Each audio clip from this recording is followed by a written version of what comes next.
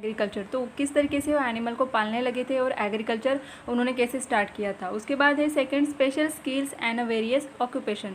तो ये सारी एक्टिविटी करने के लिए, मतलब जैसे कि डोमेस्टिकेशन एनिमल्स है या फिर एग्रीकल्चर में उनकी जो एक्टिविटी थी उसके लिए जो ज़रूरी स्पेशल स्किल्स थे उनको उन्होंने कैसे डेवलप किया और फिर कौन से ऑक्यूपेशन और उन्होंने स्टार्ट किया, ये हमें देखना है। Community life based on a mutual cooperation, तो उनके कम्युनिटी लाइफ कैसी थी, एक दूसरे के साथ जो म्यूचुअल कोऑपरेशन होना ज़रूरी होता है वो किस तरीके का था, ये हमें देखना है।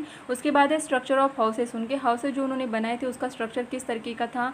Village settlement and kinship and a family, ये भी हमें देखना है। तो चलिए देखते हैं हम first point, that is beginning of domestication of animals and agriculture. तो उन्होंने डोमेस्टिकेशन ऑफ एनिमल्स को पालना किस तरीके से स्टार्ट किया, ये हम देखेंगे। Domesticated animals like the dog, goat, sheep, cattle, buffalo etcetera. तो कौन से एनिमल्स को उन्होंने स्टार्टिंग में डोमेस्टिकेट पालना शुरू किया था। डॉग है, गोट है, शीप है, कैटल है, बफेलो, ये सारे एग्जाम्पल हमें दिए।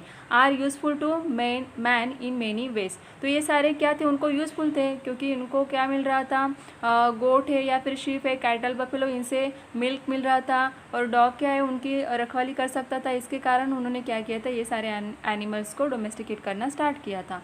देयर आर 3 मेन टाइप्स, तो यहाँ पे हमें कुछ स्टेप्स देखने हैं। There are 3 main steps in the domestication of species of any animal. तो किसी भी टाइप का, किसी भी स्पीसीज का जो एनिमल है उसको डोमेस्टिकेट करने के लिए कुछ स्टेप्स को वो फॉलो करते थे, वो हमें देखना है। सबसे पहले तो यहाँ पे देखिए हमें एनिमल्स दिख रहे हैं। मॉडर्न बुल, तो ये जो आज हम देख सकते हैं बुल, ये है मॉडर्न बुल।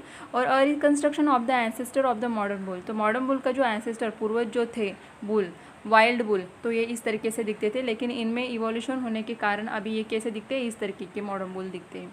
तो चलिए हम देखते हैं कि 3 जो स्टेप्स थे एनिमल्स को डोमेस्टिकेट करने के, कौन से। तो फर्स्ट है यहाँ पे capture of the wild animals. तो फर्स्ट हमें क्या देखना है, capture of the wild animals. सबसे पहले स्टेप कौन सा था उनका, कि वाइल्ड एनिमल्स को क्या करते थे, कैप्चर मीन्स क्या, पकड़ते थे। उसके बाद क्या है, taming the captured animals, that is training them to live with humans. तो सेकेंड स्टेप क्या था, टाइमिंग मीन्स क्या, कंट्रोल द कैप्चर एनिमल्स। जो उन्होंने पकड़ के लाए थे वाइल्ड एनिमल्स को, उनको कंट्रोल किस तरीके से करना है, उनको ह्यूमंस के साथ रहने की आदत किस तरीके से लगनी चाहिए, ये सब करना उन्होंने स्टार्ट किया था सेकेंड स्टेप में। फिर हमें देखना है कि थर्ड स्टेप कौन सा था उनका, obtaining useful material like milk etcetera. तो क्या करते थे, पहले तो उनको डोमेस्टिकेट करते थे, पालते थे, और फिर उनसे जो मिल्क मिलता था उसको यूज़ करते थे from them and training them to work for humans as a beast of a burden. और दूसरा क्या काम करते थे, उनको ट्रेनिंग देते थे, जैसे कि डोंकी है तो डोंकी के ऊपर क्या करते थे, beast of burden means load of burden, जो भी भारी चीज़ें थी उनके ऊपर क्या करते थे, रखते थे। एक जगह से दूसरी जगह पे अगर जाना है तो डोंकी के ऊपर क्या करते थे, बर्डन रखे या फिर लोड होता था वो देते थे। तो यहाँ पे उनको क्या कर रहे थे, डोमेस्टिकेट एनिमल्स का उनको यूज़ हो रहा था मिल्क के लिए, या फिर उनके जो लोड्स थे, बर्डन थे, भारी चीज़ें थे, उसको उठाने के लिए, या फिर एक जगह से दूसरी जगह पे लेने के लिए उनको यूज़ हो रहे थे सारे animals. When the third step is achieved, the animal is supposed to be completely domesticated। अगर ये तीनों के तीनों स्टेप अगर फॉलो करते थे और कंप्लीट हो जाते थे, इसका मीनिंग क्या होता था कि हाँ वो एनिमल को डोमेस्टिकेट किया है। Domesticating animals and keeping them for our own use is called animal husbandry. तो एनिमल हस्बेंड्री किसे कहा जाता है, कि एनिमल्स को डोमेस्टिकेट करना, उनको अपने साथ रखना, और फिर उनसे जो चीज़ें मिलती है उनको यूटिलाइज करना, इसी को बोलते हैं animal husbandry. In the 6th lesson we have seen that the dog was domesticated in the middle stone age। तो हमने जैसे देखा था 6th लेसन में भी कि मिडल स्टोन एज में जो लोग थे, जो मैन थे पहले, तो क्या करते थे, डॉग को डोमेस्टिकेट करते थे। The dog is the first animal to have been domesticated. तो फर्स्ट एनिमल कौन सा था जिसको ह्यूमन बींग्स ने डोमेस्टिकेट किया था, dog. Dogs were use to help with hunting. तो जो डॉग्स थे उनका हेल्प किस तरीके की करते थे, वो हंटिंग के लिए। The goat and sheep were domesticated next. तो पहले तो डॉग को डोमेस्टिकेट करते थे, उसके बाद उन्होंने किसको किया, गोट एंड अ शीप। तो नेक्स्ट हम देखेंगे यहाँ पे कि एग्रीकल्चर, खेती किस तरीके की करते थे। Archaeological evidence is available to show that agricultural first began about 11,000 years ago in Israel and Iraq. तो इसराइल में और इराक में 11,000 ईयर्स एगो कुछ एविडेंस मिले, जिसके कारण हमें ये पता चलता है कि उस टाइम के लोग एग्रीकल्चर मतलब खेती करते थे। Women are credited to have started cultivation. तो यहाँ पे जो क्रेडिट मिलता है एग्रीकल्चर का, ये किसको जाता है? वुमेन को। देन नेक्स्ट पेज पे देखेंगे हम, they might have use pointed sticks to sow seeds. तो जहाँ पे सो सीड्स मतलब पता है सीड्स लगाए जाते हैं, तो ये काम करते थे किसके सहारे? वो पॉइंटेड स्टिक्स होती थी, उनको यूज़ करते थे सीड्स को लगाने के लिए। तो यहाँ पे आपको पिक्चर दिख रहा है, ये pointed stick and perforated stone use for sowing. तो यहाँ पे क्या दिख रहा है आपको? एक पॉइंटेड स्टिक दिख रही है और परफोरेटेड स्टोन मतलब एक ऐसा स्टोन लगा है सर्कुलर जिसमें एक होल है, और यहाँ से फिर क्या करते थे? सीड्स को डालते थे और फिर सोइंग। यहाँ पे दिख रहा है woman using pointed stick to sow seeds. तो यहाँ पे हमें पिक्चर भी दिख रहा है कि उसी स्टिक के सहारे वो क्या कर रहे हैं? सीड्स को ज़मीन में लगा रहे हैं।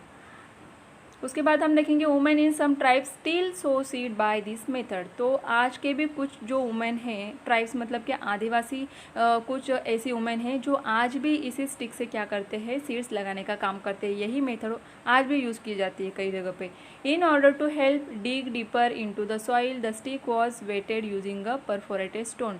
तो यहाँ पे क्या किया जाता है? स्टिक से डिग किया जाता है, मतलब ज़मीन को खोदा जाता है, फिर वो स्टोन जो सर्कुलर फॉर्म में लगा है उससे क्या किया जाता है? सीड्स को डाला जाता है ज़मीन के अंदर।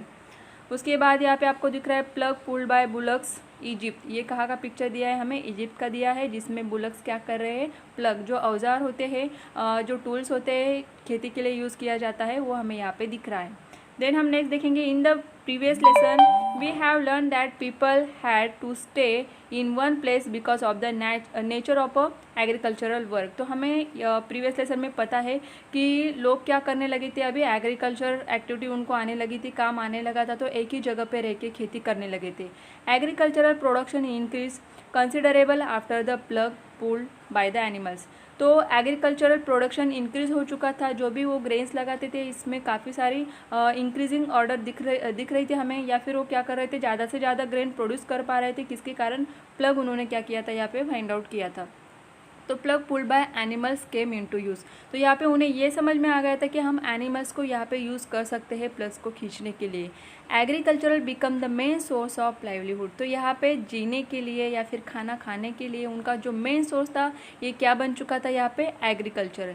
Now people began to worship nature and various deities for good crops. तो यहाँ पे लोग क्या करने लगे थे? अभी गॉड्स को मानने लगे थे, वर्शिप मतलब प्रेयर करने लगे थे, और डेटीज़ फॉर गुड क्रॉप्स मतलब एग्रीकल्चर में या फार्म में अच्छे ग्रेन आने के लिए वो गॉडेस की प्रेयर करने लगे थे। Essential thing like sharing of agricultural task and water resources and the security of the village settlement gain importance. तो यहाँ पे कौन कौन सी चीज़ें को इम्पोर्टेंस देने लगे थे लोग?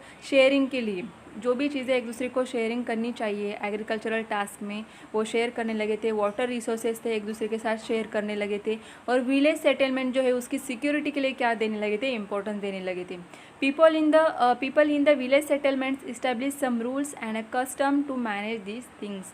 तो विलेज सेटलमेंट में रहने के लिए उन्होंने क्या किए थे? कई रूल्स एंड कस्टम्स को इस्टेब्लिश किया था और उनको फॉलो करने के लिए कहा जाता था सब लोगों को, और मैनेज दिस थिंग्स, इन सारी चीज़ों को मैनेज करने लगे थे।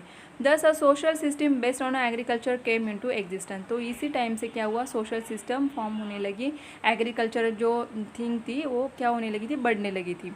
सेकेंड हम देखेंगे यहाँ पे special skills and various occupation. तो उन्होंने अपने जो स्किल्स थे, स्पेशल स्किल्स को कैसे डेवलप किया, या फिर उनके कौन कौन से अलग ऑक्यूपेशंस थे, ये हमें देखना है यहाँ पे।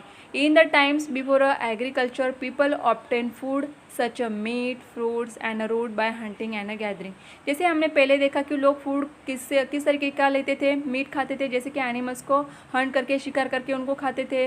उसके बाद ट्रीज, उनको जंगल में से जो फ्रूट्स मिलते थे, रूट्स मिलते थे, उनको क्या करते थे? गैदर कलेक्ट करते थे एक जगह पे और फिर खाते थे। But could not store eat for a long time. But इनको ज़्यादा देर तक नहीं जमा कर पाते थे क्योंकि ये ख़राब हो जाएगा। Therefore, all the men and women in the community were continuously engaged in getting food। इसके लिए उनकी जो कम्युनिटी के लोग थे सारे के सारे एंगेज रहते थे, बिजी रहते थे हमेशा फूड पाने के लिए। In the agricultural system it became possible to store food grain for a long time. तो एग्रीकल्चरल सिस्टम के कारण उन्हें ये पता चला था कि हम काफ़ी सारा फूड क्या कर सकते हैं? उगा सकते हैं, और फूड ग्रेन्स को काफ़ी समय तक, लॉन्ग पीरियड तक हम क्या कर सकते हैं? स्टोर कर सकते हैं। There was some food available than was needed by the community. तो जो भी कम्युनिटी थी, जितने सारे पीपल वहाँ पे थे, उनके लिए काफ़ी सारा खाना बच सकता था और मिल पाता था उनको एग्रीकल्चर के कारण। Some women and a man thus began to get spare time for experimentation. तो यहाँ पे क्या हो रहा था कि उनको खाने के लिए अगर खाना जो इजीली अवेलेबल हो रहा था उनका, तो जो टाइम उनका मिल रहा था उन्हें, तो उसमें कुछ जो मेन वुमेन थे क्या करते थे, एक्सपेरिमेंटेशन करते थे for using their natural creativity to develop special skill. तो जो नेचुरली उनकी जो क्रिएटिविटी थी वो या फिर स्पेशल स्किल्स थे, उनको क्या करने लगे थे, खाली टाइम में डेवलप करने लगे थे। तो यहाँ पे हमें पिक्चर दिख रहा है a woman Potter with handmade pots. तो यहाँ पे वुमन दिख रही है, आपको पिक्चर दिख रहा है, इसने क्या किया है देखो कि पॉट्स, जो अर्थन पॉट्स होते हैं, मिट्टी से बने हुए बर्तन बनाए थे। ये पिक्चर हमें यहाँ पे दिख रहा है। Members with such special skills they are given work based on the skill. तो जिसको जो काम अच्छे से आता था, जो स्पेशल स्किल्स उसमें थे, उसी टाइप के काम वो करने लगे थे। 10 arrows crafts like making earthen pots, beads etcetera. तो क्या क्या करने लगे थे वो, अर्थन पॉट्स बनाना स्टार्ट किया था उन्होंने, बीड्स बनाना स्टार्ट किया था। It is believe that in the new stone age women made earthen pots and other earthen objects by hand. तो हमें समझ में आ रहा है कि यहाँ पे न्यू स्टोन एज में जो वुमेन